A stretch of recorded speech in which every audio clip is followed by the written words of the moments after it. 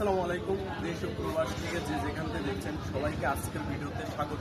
তো আজকে চলে আসলাম মহেশপুর থানার আদমপুর বাজারে। এখানে অনেক দূর দূরান্ত থেকে জামাই চা খেতে মানুষ এসে থাকেন, চাইলে আপনিও আসতে পারেন। তো ভাইয়ের সাথে কথা বলবো। অনেক দূর দূরান্ত থেকে দেখছি মানুষ এই জামাই বাড়ি চা খেতে আসে। তো এই নামটি আপনি কিভাবে দিলেন, যে আরো তো নাম আছে জামাই চা, এই নামটা কিভাবে দিলেন? আসলে এই নামের একটা বিশেষত্ব আছে। সবাই কিন্তু কেউ না কারো জামাই। যেমন আমি নিজেকে দিয়ে বোঝাই, আমি একজনের জামাই। এখন যেমন আপনি হয়তো বিয়ে শাদী করেন নাই, আপনি কিন্তু কারো জামাই না। আপনার কিন্তু একটা জামাই আদরের একটা ব্যাপার স্যাপার আছে। এই জন্য আমি সেই মনস্তব করে আমি আমার এই দোকানের নাম জামাই বাড়ি দিয়েছি।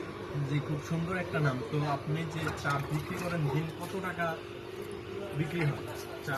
আসলে এটা তো আমি পার ডে হিসাব করা হয় না, তবে এটা আনুমানিক আমার খরচাঘাটি বাদ দিয়ে প্রতিদিন 1000-1500 টাকা থাকে। মাসে 30 থেকে 35,000 টাকা এমন ইনকাম হয়। হ্যাঁ, 30-35,000, কোনো মাসে একটু বেশি হয়, এই আর কি। আচ্ছা, এখানে কোথা থেকে লোক আসে? আসলে আমাদের গ্রামের মানুষের ভালোবাসা তো আমার আছে, তবে অনেক দূর দূর থেকে, যেমন সেদিনকে আমার ওখানে ঝিনাইদহ থেকে অনেকগুলো লোক আসছে। আপনার খালিশপুর থেকে আসে, মহেশপুর থেকে আসে।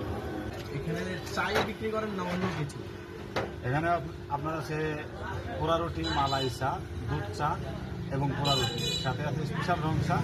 আর ইনশাল্লাহ এই শুক্রবার থেকে আমরা চালু করতে যাচ্ছি আপনাদের জন্য স্পেশাল ছোলা মাখা। আচ্ছা, ধন্যবাদ ভাইকে।